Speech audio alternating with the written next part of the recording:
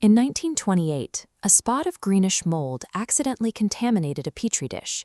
It dissolved the bacteria around it, providing the first evidence that a common fungus could be harnessed to kill human pathogens.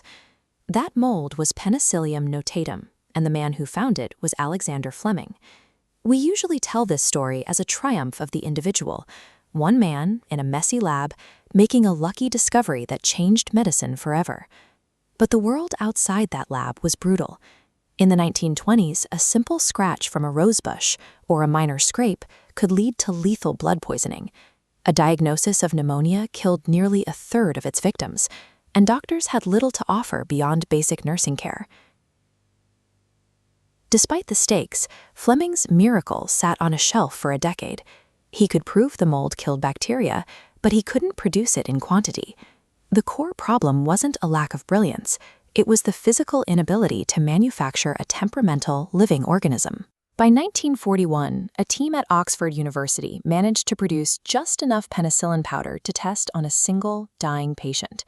Within 24 hours of the first injection, his fever dropped and his infections began to clear. But penicillin is filtered out by the body almost as fast as it's injected. To keep the patient alive, the doctors had to collect his urine every evening, bicycle it back to the lab, and chemically extract the drug to re-inject it the next morning. They kept this cycle going for days, but eventually the supply was exhausted. Without more medicine, the patient relapsed and passed away. This death highlighted the true bottleneck. A cure exists only if you can produce it at scale. Otherwise, a breakthrough is just a laboratory curiosity. Howard Florey, Ernst Chain, and Norman Heatley took on the task of dragging penicillin out of the petri dish and into the factory. Because the mold only produced penicillin on its surface, they needed as much surface area as possible. With glass in short supply during the war, they improvised, culturing the mold in pie dishes, biscuit tins, and even hospital bedpans. Heatley eventually designed a specialized ceralic culture vessel.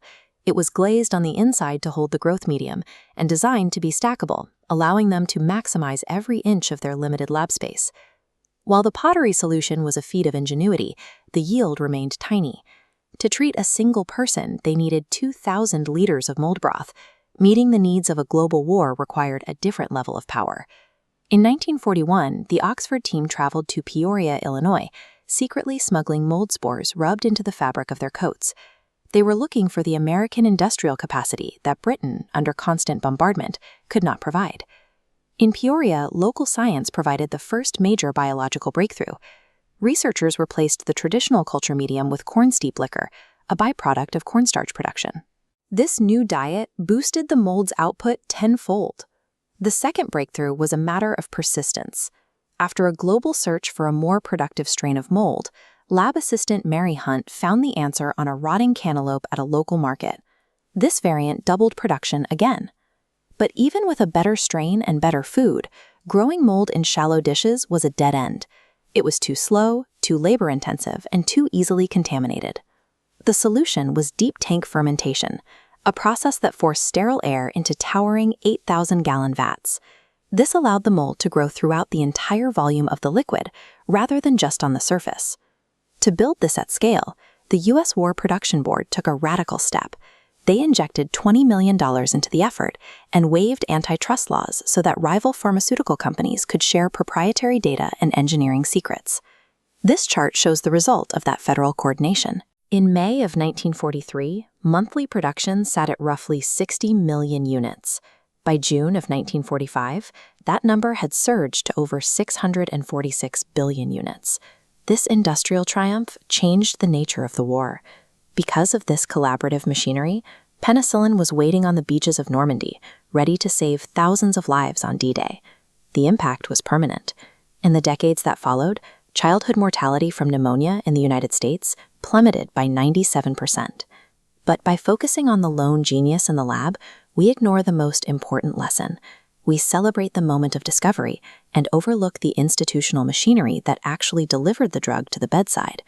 Penicillin languished for 10 years because discovery was accidental, but implementation required a coordinated system that didn't yet exist.